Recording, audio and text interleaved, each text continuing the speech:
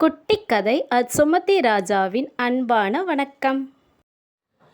உன் வேலையை சரியாக செய்து கொண்டிருக்கும் போது ஒரு சிலர் வந்து உன்னை தவறாக புரிந்து கொள்வார்கள். அப்போது ஏதாவது ஒன்று உன்னை சொல்லிவிடுவார்கள். அந்நேரத்தில் உன் வேலையும் கெட்டுவிடும். அடுத்து தொடர அவர்கள் சொன்னதையே நினைத்து நீயே உன் துன்பத்திற்கும் காரணமாகிவிடுவாய். அவர்களுக்கான ஒரு குட்டி கதை.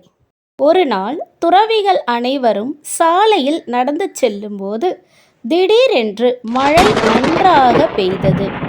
உடனே அனைவரும் குடிசை ஓரமாக நின்று கொண்டார்கள். மழையும் நின்ற பாடில்லை. அதே நேரத்தில் அங்கேயே ஒரு இளம்பெண் சோகமாக நின்று கொண்டிருந்தாள். இதை பார்த்த துறவி ஒருவர், என்னவாயிற்று பெண்ணே, கவலையாக இருக்கிறாய், ஏதாவது உதவி வேண்டுமா என்று கேட்டார். அதற்கு அந்த பெண், நான் தோழியின் திருமணத்திற்கு போவதற்காக நின்று கொண்டிருக்கிறேன், மழையும் நிற்கவில்லை என்றாள்.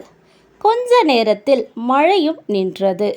துறவிகள் அனைவரும் கிளம்பும்போது அப்பெண் துறவியிடம், ஐயா, நான் பட்டுப்பாவாடை அணிந்திருக்கிறேன், சாலை முழுவதுமாக சேராக உள்ளது, நான் நடந்தால் என் பாவாடை முழுவதும் சேராகிவிடும், எனக்கு ஏதாவது உதவி செய்யுங்கள் என்று மிகுந்த கவலையுடன் கூறினாள்.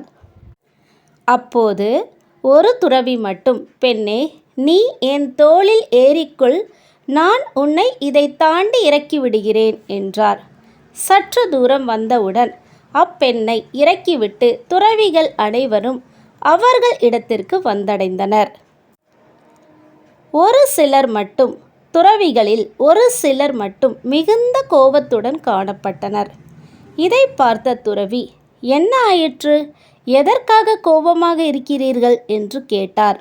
அவர்கள் அதற்கு, நாம் துறவிகள் ஒரு பெண்ணை தொட்டு தூக்கிவிட்டீர்களே என்று மிகுந்த கோபத்துடன் கேட்டார். உடனே அவர், நான் அப்போதே அப்பெண்ணை இறக்கிவிட்டேன், உதவிதான் செய்தேன், ஆனால் நீயோ உன் மனதில் இன்னும் இதனையே நினைத்து கொண்டிருக்கிறாயே என்று சிரித்துக்கொண்டே நகர்ந்தார். கோபத்துடன் இருந்த துறவிகள் தலை குனிந்து நின்றனர். இதே போலத்தான் பல பேர் மற்றவர்கள் மனதளவு காயப்படுத்தினாலோ அல்லது தவறாக பேசினாலோ அதையே மனதில் சுமந்து கொண்டு இருப்பதனால் தன்னுடைய மகிழ்ச்சியை கெடுத்துக்கொள்கின்றனர்.